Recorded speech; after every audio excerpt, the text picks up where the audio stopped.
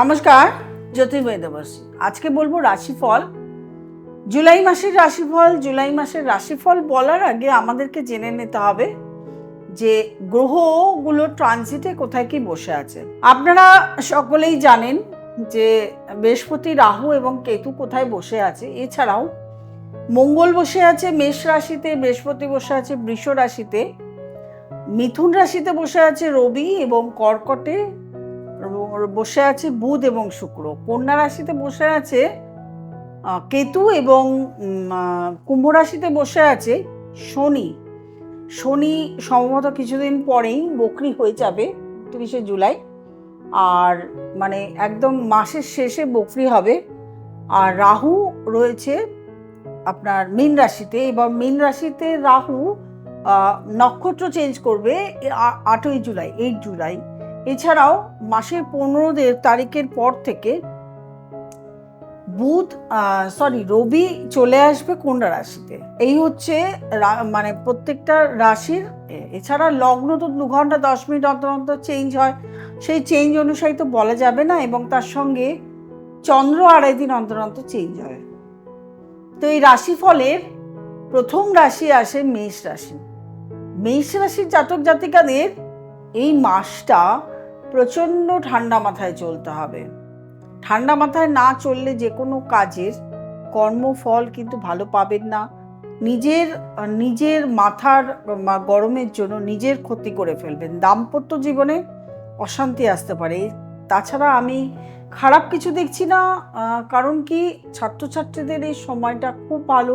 বুধ শুক্র রয়েছে 4th হাউসে। যারা উচ্চ মাধ্যমিক স্তরে পরীক্ষা দিয়েছো বা পড়াশোনা করছো তাদের ক্ষেত্রে ভীষণ ভালো। বৃহস্পতির দৃষ্টি থাকবে তোমার কন্যা রাশিতে 6th হাউসে। সেক্ষেত্রে যদি কম্পারেটিভ এক্সাম দিতে যাও সেক্ষেত্রে তোমার ভালো রেজাল্ট হবে। চাকরি বাকরি পরীক্ষা দিলেও কিন্তু সেখান থেকে পেতে পারো নতুন চাকরি। শরীর স্বাস্থ্য মোটামুটি ভালো থাকবে। এছাড়া অর্থনৈতিক দিক, সেখানেও কিন্তু ভালোই রেজাল্ট। 2nd হাউসে বৃহস্পতি, অর্থনৈতিক দিকে খুব ভালো, মানে অর্থনৈতিক সমস্যা থাকবে না। অর্থের সোর্স অফ ইনকাম থাকবে। যদি নতুন চাকরিতে জয়েন করতে চাও, নতুন চাকরি বা নতুন ব্যবসা যদি শুরু করতে চাও, সেটাও ভালো হবে। তারপরে আসবো বৃষ রাশি।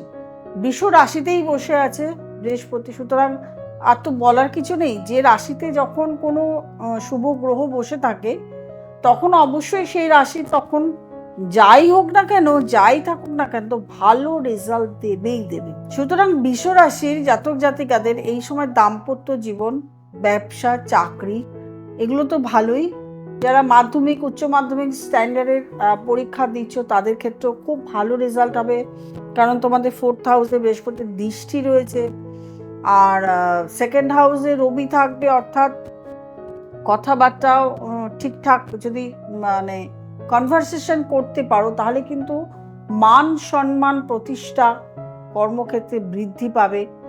একটু যদি বুদ্ধি খাটিয়ে চলো তাহলে কিন্তু দেখবে অর্থনৈতিক দিকে স্বাবলম্বী হয়ে ওঠার দিকে এগিয়ে চলবে। শরীর স্বাস্থ্য মোটামুটি ভালোই চলবে, কারণ বৃষ রাশির জাতক জাতিকাদের এখন ভালো সময় চলছে। এবার আসবো মিথুন রাশি। মিথুন রাশিতেই রবি বসে আছে। মিথুন রাশির জাতক জাতিকাদের ভীষণ ভালো সময় চলছে, কারণ এখন এদের মান সম্মান প্রতিষ্ঠা বৃদ্ধি পাবে। কিন্তু কাজ কর্ম তেমন করতে হবে। কর্মক্ষেত্রে কারোর সঙ্গে যদি যোগাযোগ করতে হয় বা কথাবার্তা বলতে হয় সেক্ষেত্রে বুদ্ধির প্রয়োগ হবে। এবং যারা শিক্ষার সঙ্গে যুক্ত ব্যক্তি আছেন, শিক্ষা মানে টিচিং প্রফেশন বা পড়াশোনা করছেন বা প্রফেসর, তাদের কিন্তু সেই সেক্টরটা খুব ভালো উন্নতি আছে। তাদের খুব মান সম্মান প্রতিষ্ঠা পাবে, খুব নাম ডাক হবে, এবং তার সঙ্গে রেজাল্টও ভালো হবে। ছাত্রছাত্রীদের রেজাল্ট ভালো হবার সময়।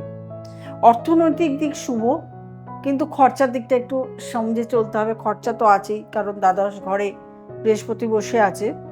এছাড়া অন্যান্য দাম্পত্য জীবন বলো, নতুন বিয়ে যোগাযোগ হতে পারে। নতুন মানে বিবাহ যোগাযোগ এবং বিয়েও হতে পারে, হঠাৎ করে বিয়েও হতে পারে। ভাই বোনদের সঙ্গে সম্পর্ক ভালো হবে। সমস্তটুকুই কিন্তু ভালো, অর্থনৈতিক দিক ভালো, সমস্তটুকু দিক ভালো। কর্কট রাশি, কর্কট রাশির শরীর স্বাস্থ্য সমস্যা ছাড়া মোটামুটি সব দিক থেকেই ভালো। ঢাইয়া চলে ছাত্রছাত্রীদের একটু কেমন একটা অলসতা এসে যায়। অলসতা ছাড়া ছাত্রছাত্রীদের এই সময় যদি পরিশ্রম করতে পারে তাহলে কিন্তু ছাত্রছাত্রীদের পড়াশোনাতে বেশ ভালো মনোযোগ থাকবে। শরীর স্বাস্থ্য একটু সমস্যা হলেও কর্মক্ষেত্রে আয় উন্নতি রয়েছে এবং দাম্পত্য জীবনে সুখীর দাম্পত্য জীবন ভালো, বিয়ের যোগাযোগ আসতে পারে এবং আয়ের ক্ষেত্র প্রচণ্ড ভালো। এই সময় কিন্তু অর্থ প্রাপ্তি বা হঠাৎ করে যে কোনো জায়গা থেকে কিছু প্রাপ্তি আছে, বাহন ক্রয় করতে পারো বা জমি বাড়ি কিনতে পারো, জমি বাড়ি এগুলো কিন্তু কিনতে পারো, হতে পারে প্রাপ্তি করতে পারে। তারপরে আসবো সিংহ রাশি। সিংহ রাশির জাতক জাতিকাদের ভীষণ ভালো সময় চলছে। সিংহ রাশির জাতক জাতিকাদের যারা স্টুডেন্ট রয়েছে তাদের এখন মানে পড়াশুনো করলেই দেখতে পাবে একটা ভালো রেজাল্ট পাচ্ছ।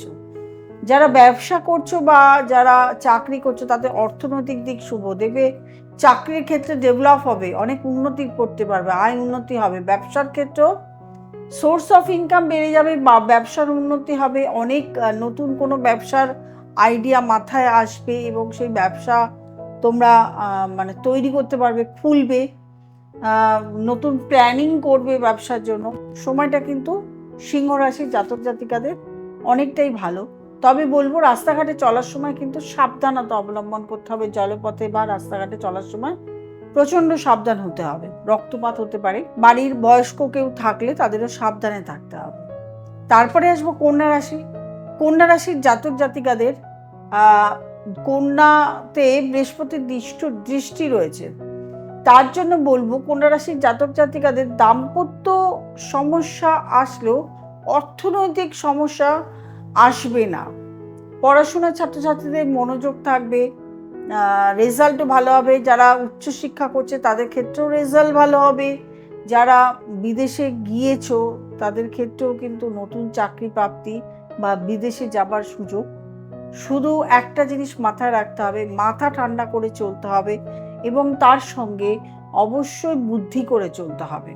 তাহলেই কিন্তু কোনো রকম সমস্যার সম্মুখীন তোমরা কন্যা রাশির জাতক জাতিকারা হবে না।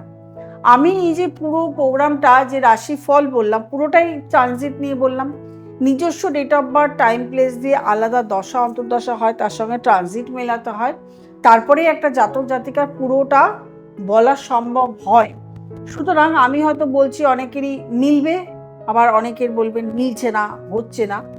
দশা অন্তর্দশা এবং কোন গ্রহ কোথায় তার বসে আছে, কোথায় পাপ গ্রহ বসে আছে, কোথায় শুভ গ্রহ বসে আছে, এগুলো কিন্তু দেখবার। সুতরাং একটা মানুষের পুরো চার্ট দেখে বলতে গেলে date of birth time place লাগে। আর যারা দেখাতে চাইছেন তারা অবশ্যই নিচের স্ক্রলে যে নাম্বারটি রয়েছে সেই নাম্বারটিতে ফোন করবেন, বুকিং করবে, চেম্বারে চলে আসবেন এবং অনলাইন কনসালটেশনও খোলা আছে। এর সঙ্গে যারা নতুন প্রোগ্রাম দেখছেন তারা অবশ্যই লাইক করবেন, কমেন্ট করবেন, শেয়ার করবেন এবং নোটিফিকেশন অল বেলটি প্রেস করতে ভুলবেন না। প্রত্যেকে ভালো থাকবেন, আনন্দে থাকবেন। নমস্কার।